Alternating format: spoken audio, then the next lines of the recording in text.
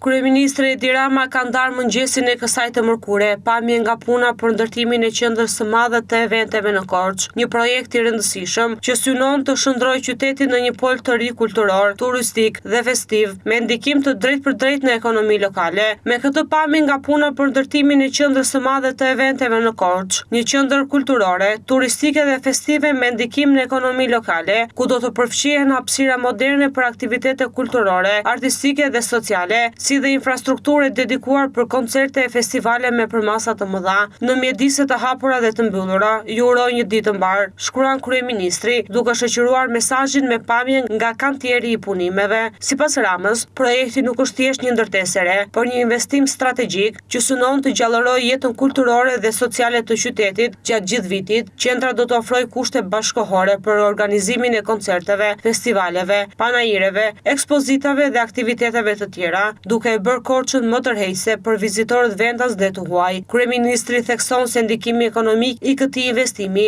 pritet të jetë i ndjeshëm, pasi rritja e fluksit të eventeve do të sjellë më shumë turistë, do të nxjisë bizneset lokale dhe do të krijojë mundësi të reja punësimi.